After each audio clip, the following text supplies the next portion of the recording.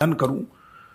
قرآن مجید میں رب کریم نے فرمایا ان الذین آمنوا وعملوا الصالحات سیجعل لهم الرحمن ودا، کہ بے شک وہ لوگ کہ جو ایمان لائے اور نیک عمل کیے تو اللہ ان کی محبت لوگوں کے دلوں میں ڈال دیتا ہے.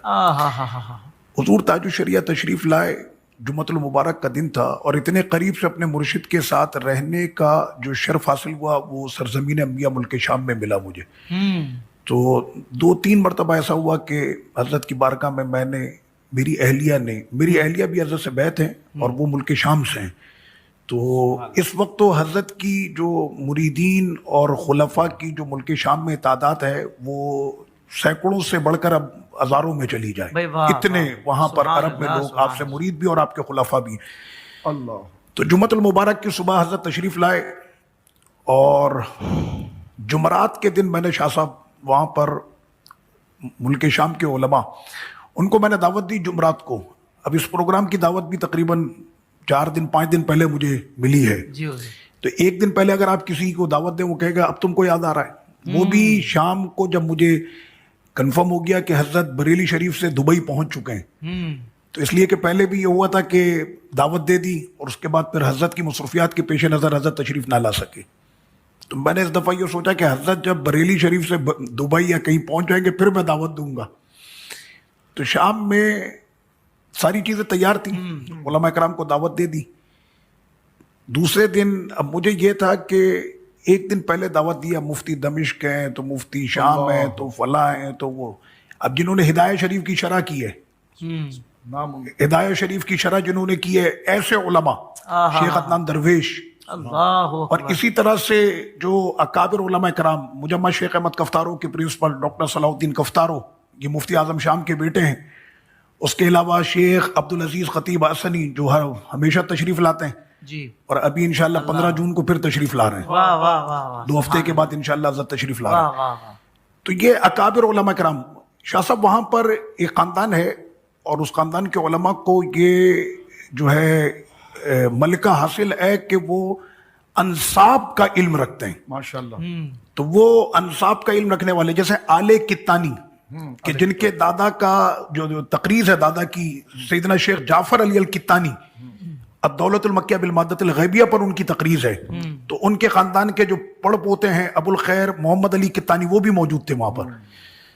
تو یہ سارے علماء کرام اس دن وہاں پر تشریف لائے. تو مجھے بڑی حیرت ہوئی کہ اتنی جو ہے وہ کم وقت میں اور اتنے علماء کرام کا آ جانا. جو کاؤنٹنگ ہم نے کی تھی وہ تقریباً 114 علماء کرام، مفسر، محدث، فقہا.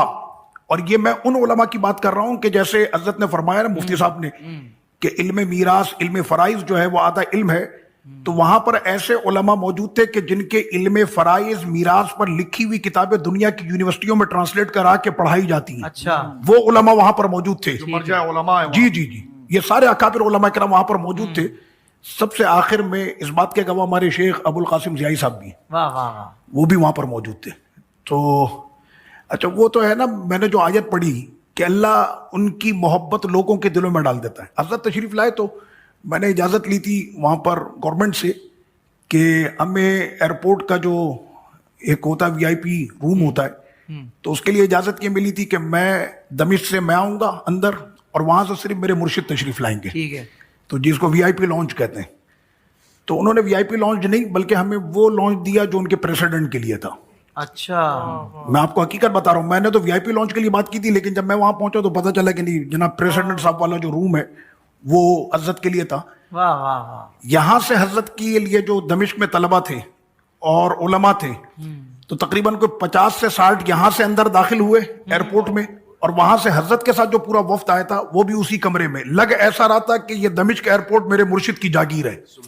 کیا کہنے، بالکل ایسے ہی. یہ منظر جو میں بیان کر رہا ہوں یہ اس کے متعدد گواہ ماشاءاللہ. اس کے بعد وہاں پر ایک معاملہ یہ ہوا کہ لنکا کا ایک شخص تھا جس کو ہم سری لنکا کہتے ہیں، وہ پیچھے پڑا ہوا ہے مجھ کو آنا ہے.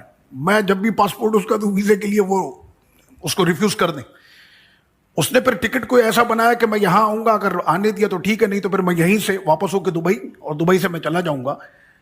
تو وہ میرے پاس آیا، آ کر مجھے کہنے لگا عامر صاحب آپ ہیں؟ میں نے جی، اور رونے لگا. میں نے اپنے مرشد کے ساتھ ملک شام کی زیارت کرنی ہے. تو میں نے کہا ٹھیک ہے حضرت سے عرض کرو. اب وہ حضرت کے قدموں میں بیٹھ کر کہتا ہے کہ حضرت آپ کہیں نا عامر بھائی کو میرا ویزا لگوا دیں. 2 مرتبہ میں اس ویزے کو امیگریشن میں دے چکا ہوں, دونوں مرتبہ ریفیوز ہوا یہ کہ ہم نہیں دے سکتے اس کو ویزا. جمعے کا دن ہے, ایئرپورٹ پر کوئی بھی بڑا افسر نہیں ہے جس کے پاس اتھارٹی ہو. حضرت نے فرمایا کہ عامر صاحب, عامر اس طرح سے کچھ, عامر جائیے اور جا کر ان کا ویزا لگوا دیں. تو میں لے کر گیا تو وہاں پر کلرک بیٹھا ہوا ہے جس کے پاس اتھارٹی بھی نہیں ہے. اس کو میں نے پاسپورٹ دیا, اس نے اسٹیمپ لگائی, انٹری کی, نیچے عربی میں لکھ دیا 4 دن کی اجازت ہے, کیونکہ حضور کا وہاں پر قیام 4 دن کا تھا. اللہ اکبر. میں وہاں سے واپس آیا تو حضرت نے فرمایا ہو گیا. میں نے جی حضور ہو گیا کام. اچھا, یہ صبح میں حضرت تشریف لائے. کلرک کو پتا تھی کہ حضرت کا بھی 4 دن کا قیام ہے؟ نہیں, اس کو نہیں پتا, کچھ نہیں پتا, اس کو تھوڑی پتا ہے. واہ واہ واہ واہ. اس کے پاس تو اتھارٹی بھی نہیں ہے ویزا دینے واہ کی. واہ واہ. دفتری آدمی ہو تو دفتری آدمی. ہاں, وہ کلرک تھوڑی دے سکتا ہے, جرنل کا کام ہوتا ہے, جرنل ویزا دیتا ہے, کلرک کا کام نہیں ہوتا. واہ واہ واہ. اور جمعے کا دن وہاں چھٹی ہوتی ہے جمعے کو. بہت اچھے. واہ. تو صبح حضرت تشریف لائے کو 10 بجے کے وقت دمشق, اور رات میں مغرب کے بعد حضرت کی جو ہے وہ نشست تھی علماء کرام کے ساتھ. تو 114 کے قریب میں نے بتایا نا کہ آپ کو علماء کرام. آخر میں تشریف لائے مفتی دمشق, فقہ حنفی کے بہت بڑے عالم مفتی دمشق, ڈاکٹر عبد الفتاح البزم. ڈاکٹر عبد الفتاح البزم, میں نے شاہ صاحب ایسے روب والا شخص میں نے نہیں دیکھا. یعنی علماء کرام کے اندر جو روب ہے ان کا, اور ان کا انٹرنیشنل یونیورسٹی ہے مجمع الفتح الاسلامی کے نام سے. تو ہمارے یہ جتنے بھی شامی آپ کو پاکستان میں نظر آتے ہیں, ہندوستان میں نظر آتے ہیں, جن کے نام کے ساتھ شامی لگتا ہے, یہ سارے اسی ادارے کے پڑھے ہوئے ہیں. صحیح. تو انہوں نے مجھے فون کیا. پہلی بات تو یہ ہے کہ یہ ان کی بارگاہ میں شاید توہین ہی ہوگا کہ 1 دن پہلے میں نے ان کو دعوت دی ہے. انہوں نے مجھے مغرب کے وقت فون کیا اور فرمایا کہ مرشد آ گئے آپ کے. میں نے جی حضرت تشریف لے آئے. کہاں پر ہے حضرت؟ میں نے کہا فلاں جگہ پر. بی بی سیدہ زینب پاک رضی اللہ عنہا کا جو مزار شریف ہے بالکل اس سے متصل حضرت کی جو ہے وہ رہائش تھی. سبحان. وہ ایک فارم ہاؤس تھا, اس میں حضرت. تو مفتی دمشق تشریف لائے. مجھے حیرت ہے کہ جمعے کے دن یہ تشریف لیا ہے, وہ بھی اس علاقے میں. اچھا, وہاں پر شاہ صاحب یہ ایئرپورٹ کا راستہ ہے, تو ایئرپورٹ کے راستے میں ویسے بھی سناٹا ہوتا ہے. تو حضرت کی آمد سے ایک شخصیت کو تو آپ بھی جانتے ہیں, شیخ سید صباح, جو سیدنا امام موسیٰ کاظم رضی اللہ عنہ کے مزار شریف اور آپ کے خاندان سے ہیں, اور بغداد شریف میں جو آپ کے امام ابو یوسف رضی اللہ عنہ کے مزار شریف کی متولی شیخ سید صباح. جی. یہ 2 دن کے بعد اچانک رات میں تشریف لائے. ہم حضور کے قدموں میں بیٹھے ہوئے تھے, تو دروازہ کھولا, کسی نے دیکھا تو سید صباح آ رہے, اور آتے مجھے کہا شیخ عامر انا زعلان منک, میں تم سے ناراض ہوں. میں نے کہا حضور, کہنا اللہ کے ولی آئے اور تم مجھے بتا بھی نہیں رہے. اللہ. تو میں نے کہا کہ حضرت, اچھا میں صرف اس وجہ سے ڈر رہا تھا, مرشد ہمارے ہندی جنسیہ, نیشنلٹی ہندی, میں پاکستانی. حضرت کے ساتھ آنے والی تقریباً 5 سے 6 نیشنلٹیاں اور تھیں. بیٹھے ہم شام میں, شیخ صباح کا پاسپورٹ عراقی. تو میں نے کہا ان کو دعوت دینے سے کہ ایسا نہ ہو کوئی سرکاری معاملات ہو جائے, اس وجہ سے میں نہیں. تو وہ فرمانے لگے کہ مجھے کسی نے دعوت نہیں دی ہے, میں یہاں سے گزر رہا تھا, رات یہاں پر اتنی اندھیرا ہوتا ہے, وہ فارم ہاؤس کا علاقہ ہے, تو وہاں پر کتنا اندھیرا ہوتا ہے فارم ہاؤس کے ایریے جو. تو کہنا میں یہاں سے گزر رہا تھا تو میں نے دیکھا کہ آسمان سے کوئی نور کی ایسے بارش ہو رہی ہے اس گھر پہ. اللہ. تو وہ نور کی بارش دیکھ کر میرے دل نے کہا کہ مانو نہ مانو یہاں پر کوئی اللہ کا ولی آیا ہوا ہے. میں یہ دیکھنے کے لیے آیا ہوں, مجھے نہیں پتا تھا کہ حضور تاج الشریعہ یہاں تشریف لائے. تو حضرت کی وہاں پر جو گفتگو رہی, پھر وہ سارے علماء کرام وہاں پر موجود تھے. مفتی دمشق جب تشریف لائے تو ایک طرف میں اور ایک طرف شیخ ابو القاسم بھائی, ہم دونوں ایسے چل رہے تھے. تو حضرت ایسے صوفے پر جلوہ گر تھی, اور گفتگو حضرت کی علماء کرام سے چل رہی تھی, سوال جواب کا سلسلہ چل رہا تھا. اور میں بھی ایک اس پر بات بتاؤں گا کہ حضور سے سوال جواب کا سلسلہ ہوتا کیسے. تو حضرت ایسے تھے, تو یہاں پر وہ کھدرا سا فرش ہے, تو مفتی دمشق کے بڑے بڑے شام کے علماء کرام وہ اتنا جھک جھک کے ان سے ہاتھ چومتے ہیں. تو آج میں نے پہلی مرتبہ دیکھا تھا زندگی میں, اپنی پہلی مرتبہ, کہ مفتی دمشق کہ جن کا جبہ اور قبہ بھی جو ہوتا ہے وہ ہزاروں لاکھوں کا ہوتا ہے, تو اور اپنے اس کھدرے فرش پر گھٹنوں کو ٹیک کر میرے مرشد کے ہاتھ چوم رہے تھے. یہ میں نے دیکھا. یعنی ابھی کوئی وہی والی بات ہے, سیجعل لہم الرحمن ودا, اللہ تعالیٰ ان کے روب کو, ان کی محبت کو لوگوں کے دلوں میں ڈال دیتا ہے. حضور تاج الشریعہ میرے مرشد کریم نے پھر وہاں پر گفتگو کے بعد آخر میں حضرت نے اپنا ایک کلام پڑھا, اللہ اللہ اللہ مالی رب اللہ.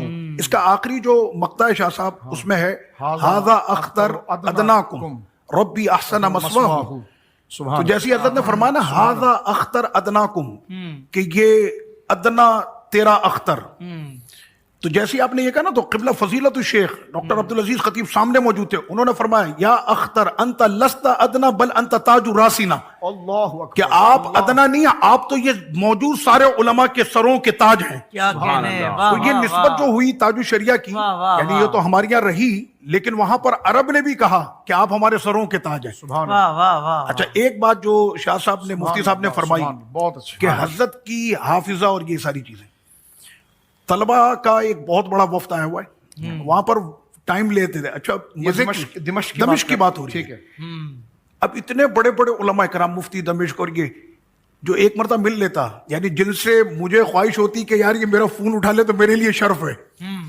وہ مجھ کو فون کرتے ہیں۔ آپ کے مرشد سے 5 منٹ کی ملاقات کا کل کوئی ٹائم مل سکتا ہے؟ اللہ صلی اللہ، اکبر۔ یہ میں آپ کو حقیقت بتا رہا ہوں۔ اللہ اکبر، اچھا یہ تو رہا سلسلہ، اس کے بعد پھر یہ کہ طلبہ اکرام کے ساتھ حضرت کی ایک نشست تھی، تقریباً 40 سے 45 ملک کے طلبہ تھے وہاں پر۔ حضرت سے اگر انگریزی میں سوال ہو تو جواب انگریزی میں، حضرت سے عربی میں سوال ہو تو عربی میں، 2 زبانوں پہ بات چیت چل رہی تھی، عربی اور انگریزی۔ شیخ ابو الہدیٰ یعقوبی بہت بڑا نام ہے، سید سادات ہیں، بہت بڑا نام ہے، مغرب سے آپ کا تعلق ہے، موروکو سے، اور شیخ ابو الہدیٰ یعقوبی کا پورے عرب میں بہت بڑا نام ہے۔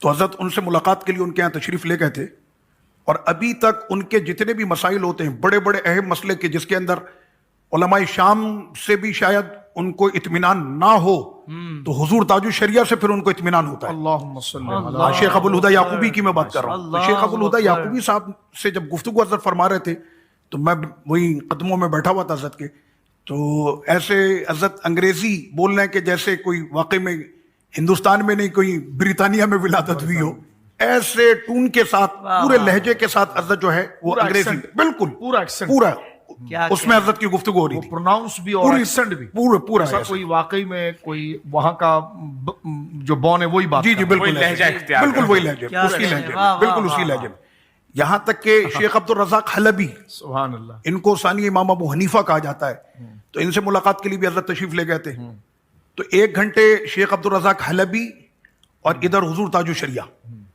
اچھا یہ ایک بات میں یہاں پر ضمناً عرض کر دوں کہ شیخ عبد الرزاق حلبی، اس لیے سننے والے دیکھنے والے مجھے سن بھی رہے دیکھ بھی رہے، شیخ عبد الرزاق حلبی حنفیوں کے اتنے بڑے فقیہ مانے جاتے ہیں دمشق میں، کہ دمشق کی جو سب سے بڑی مسجد ہے اموی، آپ اس مسجد کے نہ صرف امام رہے خطیب رہے بلکہ آپ اس مسجد کے چابی بردار کنجی بردار آپ رہے، وصال ہوگی آپ کا۔ اس وقت ملک شام میں اکابر جو علماء کرام ہیں، چاہے مفتی دمشق ہو، مفتی اعظم ہو، فلاں، یہ سارے کہیں نہ کہیں سے شاگرد ہیں آپ کے، اور اتنے بڑے عاشق رسول کے بیٹھے بیٹھے ملاد شریف شروع کر دیں۔ واہ، لیکن پاکستان کے ہوشیار پہنچتے ہیں شیخ عبد الرزاق حلبی کی بارگاہ میں، وہ کہ جن کے یہاں پر میلاد شریف جن کو ہضم نہیں ہوتا، اور میلاد شریف کا نام بھی ہضم نہیں ہوتا، میں نے ایسوں کو دیکھا کراچی سے کہ وہ شیخ عبد الرزاق حلبی کی نشست میں کھڑے ہو کر سلام پڑھ لیتے، اللہ اکبر، اور پھر وہ یہ کہتے ہیں کہ شیخ عبد الرزاق حلبی کی جوتیاں اٹھانا ہمارے لیے شرف کی بات ہے۔ تو الحمدللہ جب میرے مرشد تشریف لائے تو شیخ عبد الرزاق حلبی بھی خاموش، ادھر مرشد کریم بھی، دونوں ایسے تخت پر جو ہے جلوہ گر ہیں، اور نیچے مفتی دمشق بیٹھے ہوئے ہیں، اللہ اکبر، مفسر قرآن بیٹھے ہوئے ہیں، اللہ شارع ہدایہ شریف وہ نیچے بیٹھے ہوئے ہیں، اللہ، کیا کہنے، ہم لوگ ایسے نیچے بیٹھے ہوئے تھے، 1-1.25 گھنٹے تک دونوں بزرگ خاموش بیٹھے رہے۔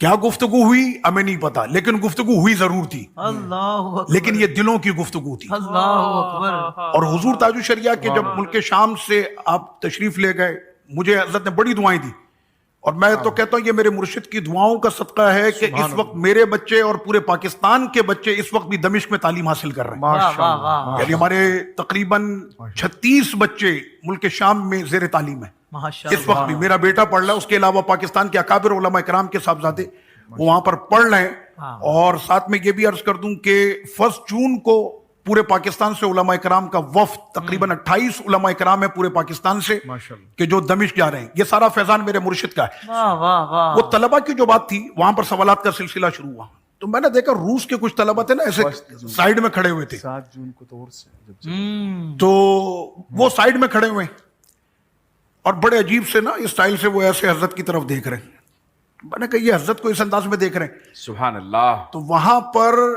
ایک تھے موروکو کے. اچھا وہ موروکو والا جو تھا وہ ہمارے عقیدے کا نہیں ہے.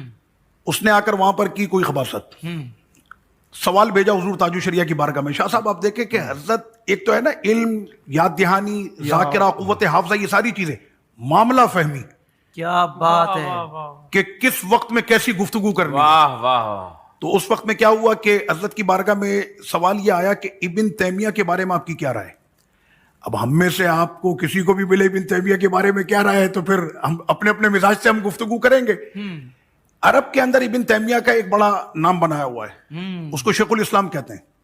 وہ کہتے ہیں ٹھیک ہے اس کے معاملات یہ تھے, وہ دال ہے, وہ مدل ہے, وہ فلاں ہے, لیکن علم کا بہت بڑا جو ہے نا وہ زیر بخار تھا. یہ حضور تاج الشریعہ کی بارگاہ میں اس نے جان کر یہ سوال پیش کیا کہ حضرت ابھی اس کی کھچائی کریں گے, اور جو حضرت کا جو ایک یہاں پر لوگوں کے دلوں کے اندر محبت کا یہ جال جو ایک بنا ہے یہ ٹوٹ جائے گا. اس نے مکاری کی اور جان کر یہ سوال بھیجا.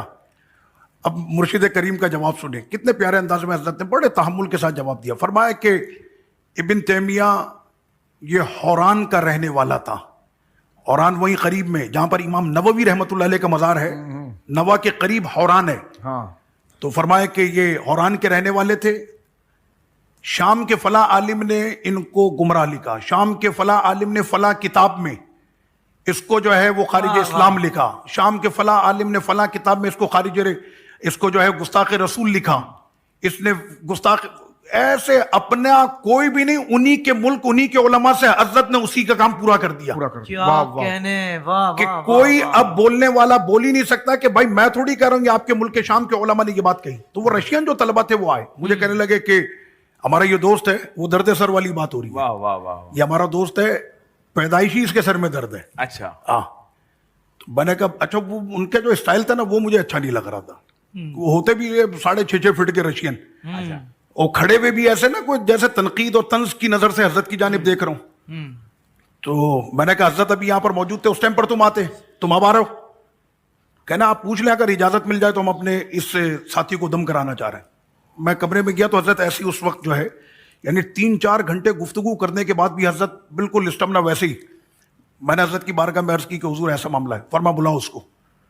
تو وہ رشین آ کر جو ہے وہ حضرت کے قدموں میں ایسے بیٹھ گیا. تو حضرت نے ایسے دونوں ہاتھوں کو اس کے سر پر رکھا اور پڑھنا شروع کیا. شاہ صاحب یقین کریں کہ ابھی کوئی منٹ یا اس سے کم یا اس سے زیادہ ایسی ہوا ہوگا کہ وہ رشین زبان میں یہ کہتا ہے کہ میرے سر کا درد چلا گیا. یہ وہ درد تھا جو اس کو پیدائشی تھا, سارے علاج کے بعد بھی نہیں ختم ہوا تھا. آج حضرت کی ہاتھ رکھنے کی برکت تھی کہ درد چلا گیا. واہ واہ واہ. سبحان اور وہ اللہ, لوگ کہ سبحان جو اللہ. اب تک حضور کو ایک تنقیدی نظر سے دیکھ رہے تھے, حضرت کے ہاتھ کو تھام کر یہ وہیں پر حضرت کے مرید ہوئے. پھر واہ واہ. اللہ, سبحان اللہ. الحمدللہ.